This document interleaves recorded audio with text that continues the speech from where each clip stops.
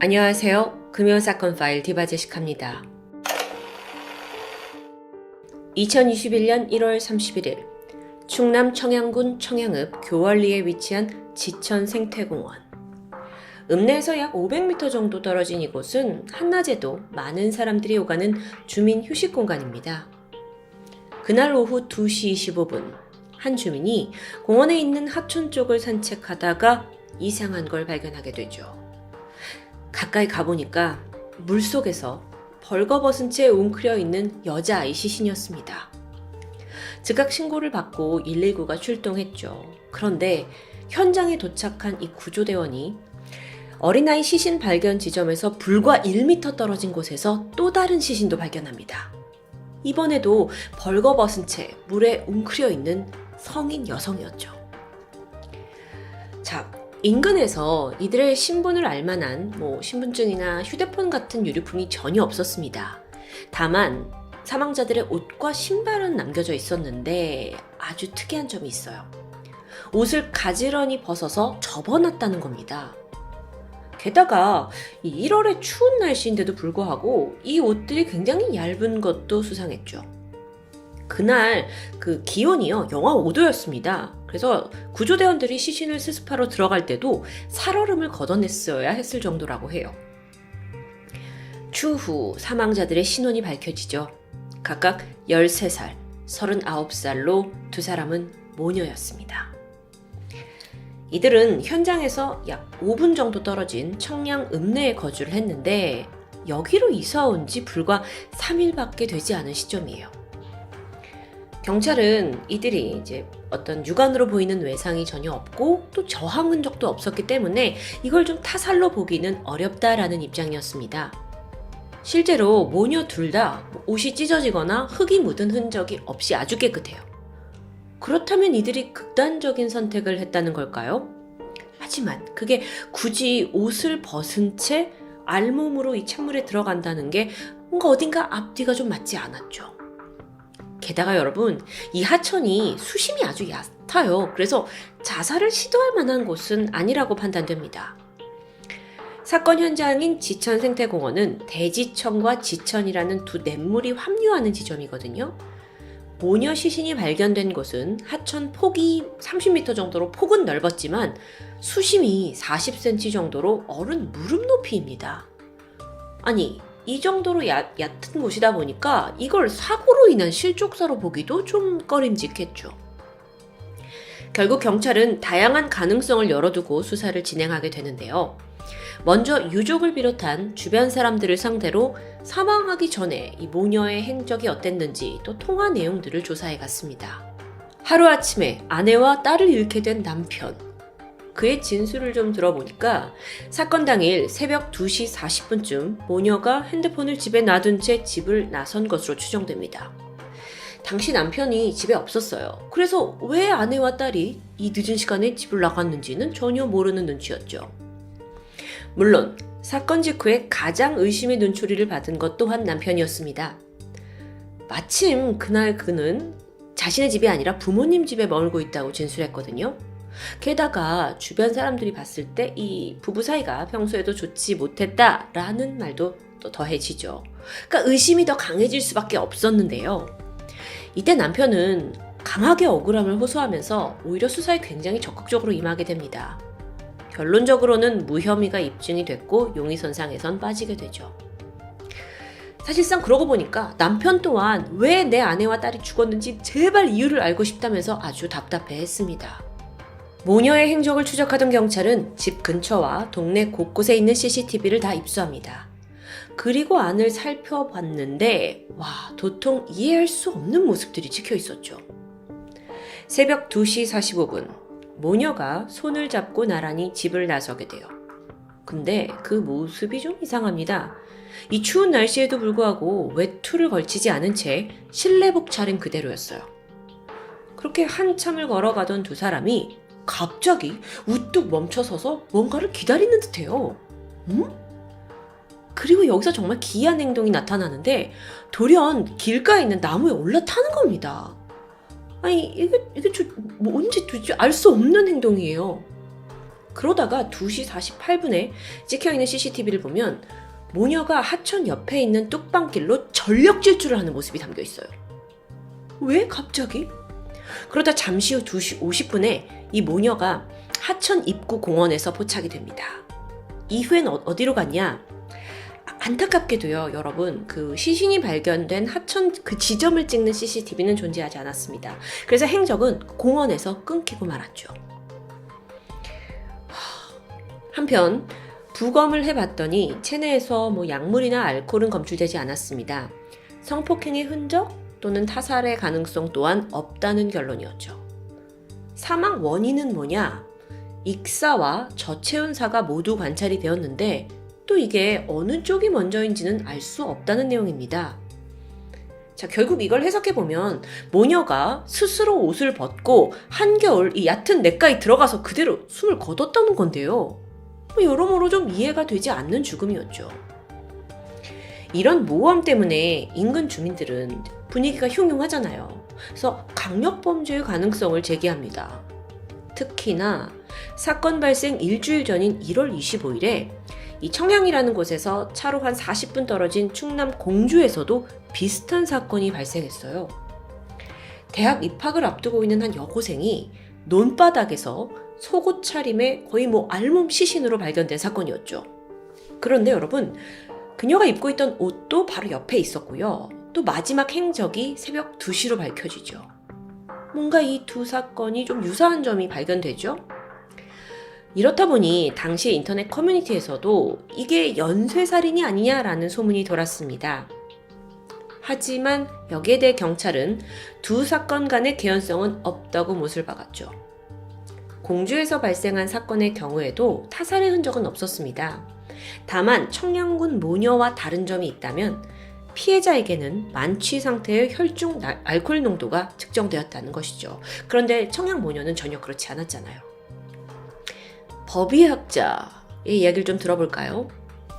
사람이 의식이 몽롱한 상태로 저체온증이 찾아오잖아요.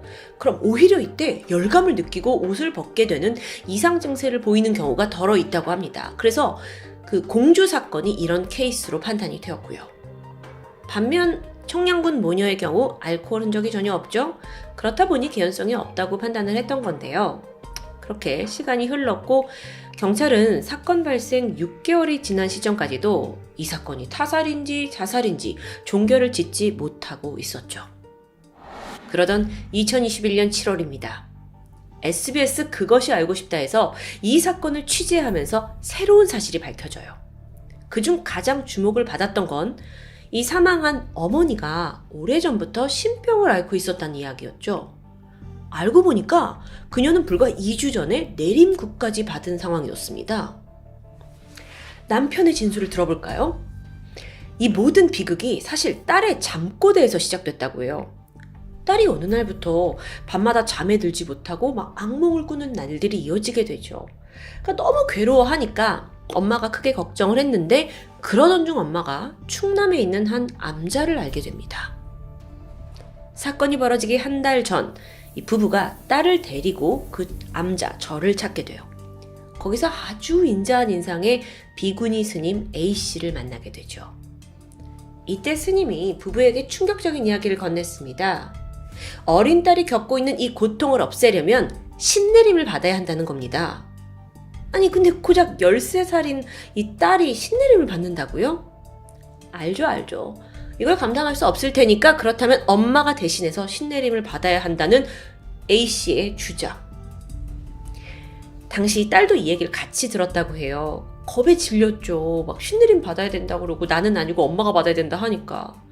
근데 엄마는 또 딸을 위해서라면 지푸라기라도 잡고 싶었을 테고 결국 결심을 하게 되는데요. 부부는 딸 대신해서 신내림을 받기 위한 비용이 필요하겠죠? 그래서 3천만 원을 A스님에게 지불합니다. 뿐만 아니라 신내림 받고 이제 신당도 차려야 된다라는 말에 집을 이사하기까지 해요. 그 이사 비용과 신당을 차리는 인테리어까지 모두 합쳐서 든 금액이 1억 원이 넘었습니다. 그렇게 평범한 직장인이자 아내, 엄마였던 사람이 갑자기 신내림을 받고 신당을 차렸죠? 근데 이 모든 게 한 달이라는 시간이 채 걸리지 않았어요. 정말 모든 게 속전속결로 이루어진 겁니다. 그런데 자, 신내림 받고 신당 차렸죠. 근데 그 신당에 들어선 첫날부터 엄마가 급격히 좀 다른 모습을 보여요. 허공을 보면서 막 혼잣말을 하기도 하고요. 다른 사람한테 빙의가 되었다라면서 막 남편을 폭행하기도 하고요. 그래서 견딜 수 없었던 남편이 잠시 집을 떠나서 부모님 집에 머물고 있었던 겁니다. 그러면서도 이제 남편이 걱정이 되잖아요. 그래서 수시로 딸과 문자를 주고받으면서 문제가 있으면 아빠한테 바로 연락해라 라고 당부를 했는데 그만큼 아내의 상태가 어딘가 심상치 않았던 거죠. 여러분, 여기서 우리가 좀 새롭게 알아야 할 인물이 있습니다. 자, 남편이 그때 부모님 집에 머물고 있었어요. 그런데 이 집에는 모녀 외에 함께 살고 있던 사람이 있었죠. 바로 엄마의 친언니였습니다. 이모요. 사실은 모녀가 사라지기 직전에 찍힌 그 CCTV들 있잖아요. 거기에도 줄곧 이 언니가 등장합니다. 모녀의 한 발짝 뒤에 서 있었고 그들을 막 쫓아가는 듯해요. 자, 언니는 뭐라고 하는지 들어볼까요? 그날 새벽에 동생이 자기를 갑자기 깨웠습니다. 그러더니 내가 딸을 치료할 방법을 찾았다고 하는 거예요. 그러면서 그 말인 즉슨 하늘에 잠시 갔다 와야 한다 라는 이야기입니다. 에? 모녀가 CCTV에서 좀 기이한 행동했잖아요. 막 움직였다가 갑자기 멈춰서는 그런 장면들. 이것도 이제 언니가 설명을 해주기를 모녀가 같이 손을 잡고 하나 둘 셋 하면 하늘로 승천을 한다고 믿었다는 겁니다. 그렇게 승천을 할 어떤 스팟, 자리를 찾느라고 그 새벽에 밤거리를 돌아다녔다는 설명이에요. 그날 언니는 자신의 동생과 조카가 걱정이 됐죠. 그래서 뒤에서 따라다니고 있었던 겁니다. 그러던 중 날씨가 추운데 좀 외투라도 갖다 줘야겠다라는 생각에 잠깐 집으로 들어가게 돼요. 그리고 나서 옷을 챙겨서 밖으로 나왔지만 그땐 이미 모녀가 사라진 후였죠. 둘을 찾았습니다. 근데 뭐 어둡고 그래서 혹 뭐 날이 밝으면 둘이 들어오겠지 라고 싶어서 집으로 돌아왔다는데 이 언니는 자기가 그때 자리만 비우지 않았어도 이런 비극은 없었을 거라며 크게 자책하는 모습을 보였죠. 자, 이 사건 정말 갈피를 잡을 수가 없는데요. 언니가 본 그 죽은 동생의 모습은 누구보다도 이 딸의 고통을 좀 해결해줘야 한다는 의지가 강했다고 합니다. 그러기 위해서 해결책을 준 그 스님의 말대로 신내림을 내가 잘 받아서 내 딸을 건강하게 해야지 라는 책임감이 있었겠죠. 어쩌면 그런 압박이 너무 강하다 보니까 승천을 한다라는 비정상적인 믿음을 갖게 된 건 아닐까요? 자, 그렇다면 이 모녀한테 신내림을 받게 한 A 스님은 누구일까요? 어떤 사람이에요? 근데 여러분, 불교의 승려가 내림굿을 했다는 거 이거 어딘가 좀 낯설죠. 불교에서는 주술행위를 엄격히 금지하고 있습니다. 그래서 그 알팀이 A 스님을 잘 아는 주변 사람들 그리고 또 모녀처럼 A 스님한테 내림굿을 받았다는 사람들을 찾아가게 돼요. 근데 여기서 또 충격적인 제보를 듣게 되죠. 처음엔 이들도 단순하게 자녀 문제나 재물운 같은 인생 문제를 상담하기 위해 A 스님을 찾았습니다.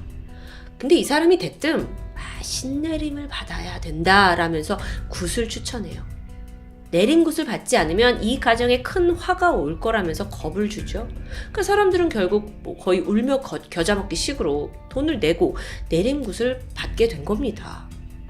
그러고 보니까 이 A 스님이라는 사람은 정식 절차를 거친 승려도 그렇다고 무속인도 아니었어요. 그 법당을 가보면 조계종이라는 불교의 정식 종파 이름이 버젓이 쓰여져 있었지만 이걸 사실 자세히 보면요. 앞에 몇 글자를 종이로 교묘히 가려두었다고 해요. 얄팍하죠. 그녀는 실제 승려가 아니었고 그저 스님 행색을 하면서 신내림 비즈니스를 하고 있었던 건 아닐까요? 자, 이제 이 그알팀이 A 스님을 찾아갑니다. 하지만 그녀는 책임을 완강히 부인해요. 예상했던 대로죠. 이 모녀가 죽은 것에 대해서 원래 남편과 불화가 심했다. 그래서 아내의 돌발 행동이 벌어진 거다. 이게 뭐 종교나 자신과는 전혀 관련이 없다라면서 극구 회피하는 모습을 보였습니다. 일말의 책임감도 보이지 않았죠. 그런데 여기서 좀 짚어볼 부분이 있습니다. 문제의 스님한테 내림굿 받은 사람들은 종종 있어요. 그런데 왜 유독 청량군에 있던 그 모녀만 이런 죽음을 맞이하게 된 걸까요? 여기에 대해서 정신의학 전문가는 엄마에게 해리 장애가 생긴 것으로 분석합니다. 이게 사람이 너무 큰 스트레스를 받거나 충격적인 사건을 접했을 때 나타나게 되는 이상 증상인데요.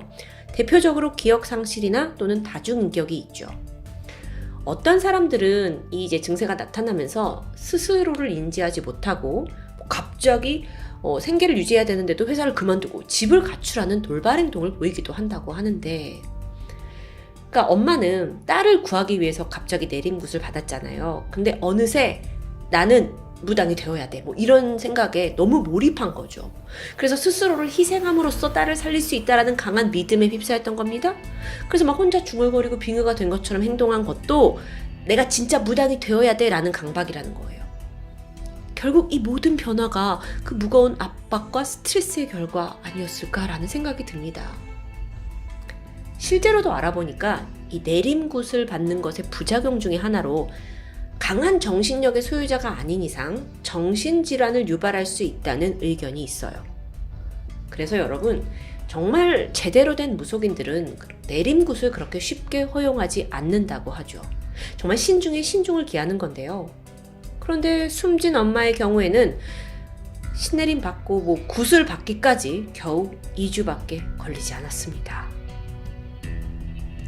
악몽에 시달렸던 딸, 사실 모든 게 이것부터 시작이 됐죠. 그럼 딸은 왜 갑자기 힘들어했던 걸까요? 이 사건을 전반적으로 살펴본 아동 심리 전문가에 따르면 그 당시에 부부싸움이 부쩍 잦아졌다고 해요. 그걸 원인으로 보고 있습니다. 이 딸은요, 학교 생활이나 교우 관계는 전혀 문제가 없어요. 그런데 한편 부모로서는 약간 이혼을 고려할 정도로 갈등이 있었던 거죠. 그게 13살 딸에게는 큰 스트레스로 다가왔을 거고 불안과 두려움에 수면 장애를 얻게 된 거다. 이 상황에 엎친 데 덮친 격으로 사이비 무속인까지 합세해서 귀신이 쓰였다고 몰고 가니까 상황이 걷잡을 수 없이 악화되고 말았다는 결론. 이런 사건이 참 있을 수 있나요?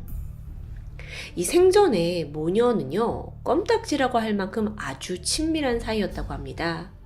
때문에 딸의 입장에서는 나를 위해서 신내림을 받는 엄마, 이 엄마를 절대적으로 따라야 할 존재로 여겨졌겠죠. 그래서 엄마가 좀 이상하게 승천을 해야 된다라면서 기이한 행동을 해도 딸은 여기에 동조를 하면서 그 망상에 함께 빨려 들어간 것으로 보여요. 그리고 그 다음 행동까지요. 여러분, 물론 이 사건은 여전히 풀리지 않는 의문이 존재합니다. 모녀가 그 극단적인 선택을 했을 때 왜 굳이 옷을 다 벗고 물속으로 들어갔을까요? 그걸 정말 승천이라고 믿었던 걸까요? 이게 자의로한 행동은 맞을까요? 혹시 누군가 이걸 조종하고 있었던 건 아닐까요? 모든 건 베일에 쌓여 있습니다. 그나마 확실한 건 사건의 핵심에 사이비 무속인이 존재한다는 거죠. 그럼요, 잠깐만요. 이 A스님한테 책임을 물을 순 없나 라는 부분이 궁금해졌습니다. 안타깝게도 현재로서 그녀를 직접적으로 처벌할 수 있는 방법은 없다고 합니다. A스님이 상담하러 온 사람한테 너 굿 안 하면 다 죽어 이런 협박을 해서 굿을 하게 했다면 사기죄로 고소를 할 수는 있어요. 근데 이마저도 간접적인 방법일 뿐이고 실제로 이렇게 해서 당한 피해자들이 고소까지 하는 경우는 극히 드물다고 하죠. 결국 이 사건은 타살을 일으킨 사람은 있지만 기록은 자살로 마무리되는 아주 허무하고 안타까운 사건으로 남고 말았습니다. 절박한 마음으로 지푸라기라도 잡겠다는 그 인간의 간절함을 이용해서 이득을 취하고는 나 몰라라 하는 무책임한 사람들. 이게 분명 범죄라는 사실을 법은 인정하지 않아도 우리들은 명확히 알고 있죠. 차가운 강물에서 좀 허망한 죽음을 맞이한 모녀가 이젠 편안한 안식을 취하길 바랄 뿐입니다. 금요 사건 파일 디바제시카였습니다.